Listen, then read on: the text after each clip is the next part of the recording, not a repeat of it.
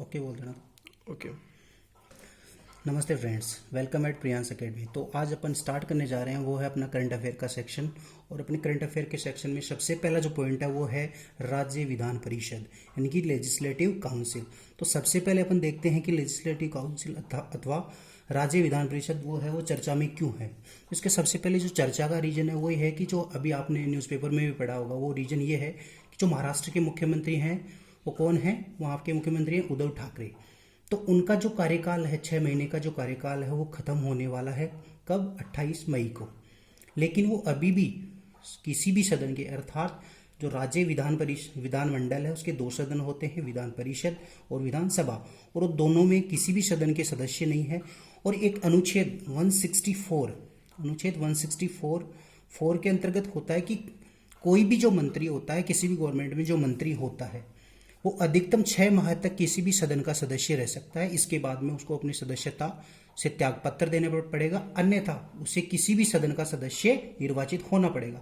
तो कि आप सबको पता है कि जो सरकार बनी है वहाँ पे जो कोएलिशन गवर्नमेंट बनी है उसके 6 महीने 28 मई को समाप्त होने वाले हैं। और इस तारीख तक उद्धव ठाकरे जी को क्या है, किसी भी सदन का सदस्य बनना आवश्यक है, अथवा उनकी क्या होगी, सदस्यता खत्म हो जाएगी और उनकी सरकार है वो अस्थिर होने का खतरा है। तो सबसे बड़ा पहले अपन चीज देखते हैं कि वो निर्वाचित हो क्यों नहीं रहे। तो आपको पता है वहाँ पे जो राज्यपाल जी हैं, राज्यपाल जी के पास क्या होता है, राज्य विधान परिषद के अंतर्गत 1/3 जो सीट होती है उनको मनोनयन करने का अधिकार होता है। लेकिन वो उनका मनोनयन कर नहीं पा रहे हैं। क्यों? क्योंकि इसमें कुछ पॉलिटिकल रीजन हो सकते हैं, वो अपन उस पर जाएंगे नहीं। तो इसके कारण ये एक विवाद का विषय बना हुआ है। लेकिन जो अपने जो यूपीएससी में इंपॉर्टेंट चीज है वो है राज्य विधान परिषद। अपने को पॉलिटिकल चीजें नहीं देखनी। सबसे पहले अपन जो आते हैं वो है राज्य विधान परिषद। तो सबसे पहले आप सब जानते हो कि अपना जो राज्य में जो विधानमंडल होती है, विधानमंडल, उसके 2 सेक्शन होते हैं। एक होता है विधानसभा और दूसरा होता है Vidhan Parishad, legislative assembly and legislative council. तो कुछ इंडिया में कुछ स्टेट्स ही ऐसे हैं जहां पे दोनों सदन विद्यमान है। बाकी लगभग सभी स्टेट्स में क्या है, ओनली एक सदन है और उसका नाम है विधानसभा। तो मैं आपसे एक क्वेश्चन भी पूछ रहा हूं, आप अपने कमेंट सेक्शन में बताइए कि भारत में कितने ऐसे स्टेट्स हैं जहां पे विधान परिषद यानी कि द्विसदन वाली व्यवस्था विद्यमान है। तो आप कमेंट सेक्शन में हमें बताइएगा। अब अपन आते हैं राज्य विधान परिषद, जो अपने चर्चा का विषय है। सबसे पहले तो मैं आपको बता देता हूं कि अपने संविधान में एक अनुच्छेद है, एक आर्टिकल है 169, उसमें उल्लेख है किसका, राज्य विधान परिषद, अर्थात किसका, स्टेट लेजिस्लेटिव काउंसिल का। और दूसरा है आर्टिकल 171, इसमें किस चीज का उल्लेख है, इसमें उल्लेख है इसका स्ट्रक्चर का, संरचना, यानी कि जो राज्य विधान परिषद उसकी संरचना क्या होगी, अर्थात इसके सदस्य कितने सदस्य होंगे, कौन कौन सदस्य होंगे, किस प्रक्रिया से वो सदस्य चुन के आएंगे, वो सारी प्रोसेस किसमें है, इस आर्टिकल 171 में।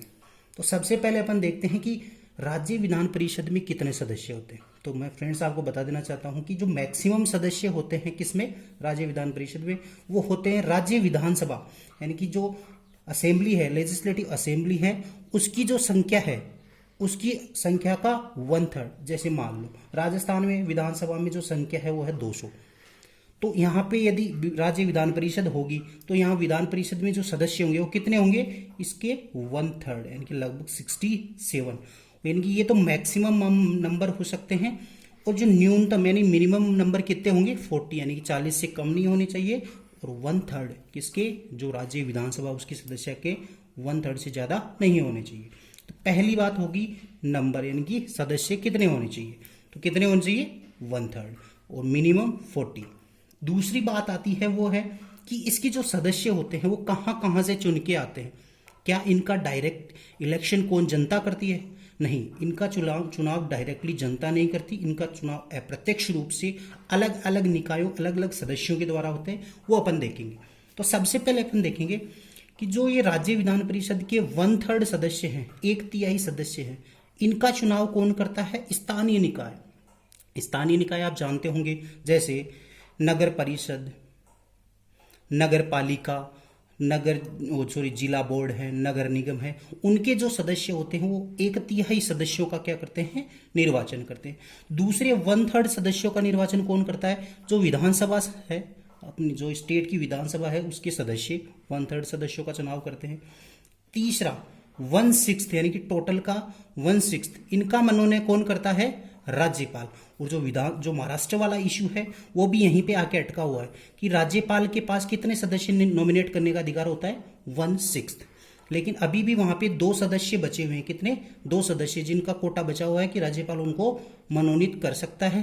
तो उसी के अंतर्गत कैबिनेट ने सिफारिश की है कि आप उद्धव ठाकरे जी को मनोनीत करो, लेकिन अभी तक वह हुआ नहीं है।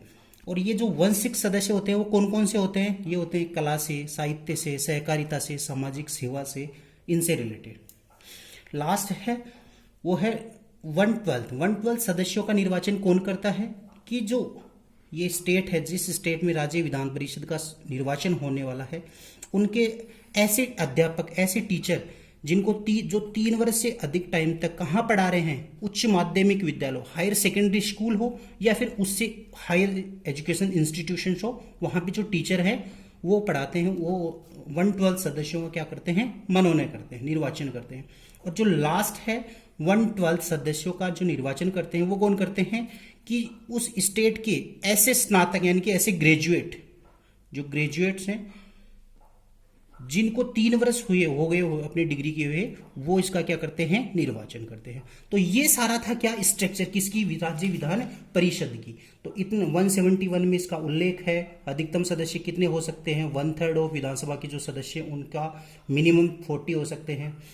एक है इनका कार्यकाल कितना होता है, जैसे राज्यसभा का कार्यकाल, राज्यसभा एक स्थायी सदन है, वैसे ही राज्य विधान परिषद भी क्या है, स्थायी सदन, उसका कार्यकाल 6 वर्ष, इसका भी 6 वर्ष। और इसके प्रत्येक 1/3 सदस्य 2 वर्ष से क्या होते हैं, रिटायरमेंट होते हैं।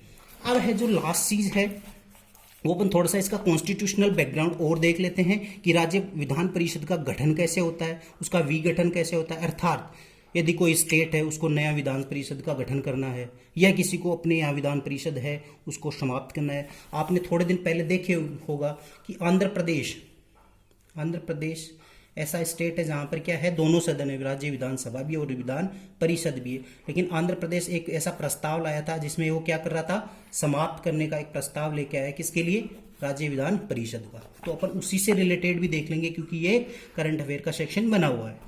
तो सबसे पहले देखते हैं कि अनुच्छेद 169 यानी कि 169 अनुच्छेद आर्टिकल में विधान परिषद के निर्माण और उसके विघटन यानी कि कैसे आप निर्माण कर सकते हो और कैसे आप उसको क्या कर सकते हो, डिजोल्व कर सकते हो, दोनों का ही प्रोविजन किया गया है।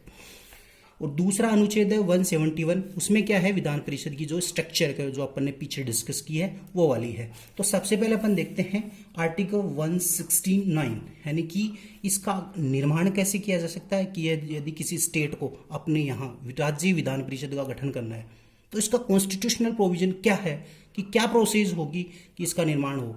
तो फ्रेंड्स सबसे पहले क्या होता है, एक प्रपोजल लाया जाता है। कहाँ आता है सबसे पहले प्रपोजल, संसद में आता है या फिर उस स्टेट की विधानसभा में। तो सबसे पहले जो प्रपोजल आता है वो कहाँ आता है, जो रिलेटेड स्टेट है उसकी विधानसभा में।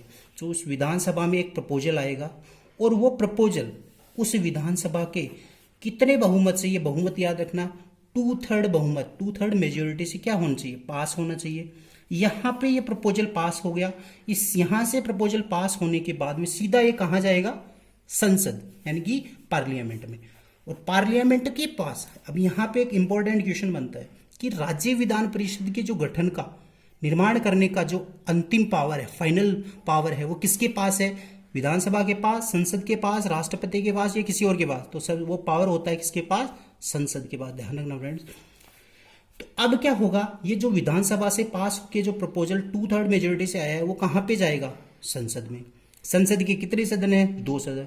तो अब ये प्रपोजल क्या एक सदन से पास हो या दोनों सदनों से, दोनों सदनों से पास होना चाहिए।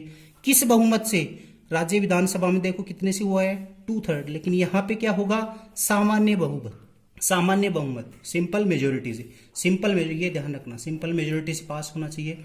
इसके बाद में ये पास होने के बाद में कहाँ जाएगा, राष्ट्रपति के पास। राष्ट्रपति जी जब इस पे साइन कर देंगे तो ये फाइनल एक बिल बन जाएगा, यानी कि एक प्रोविजन हो जाएगा, और उस राज्य विधानसभा का या तो गठन हो जाएगा या फिर विघटन।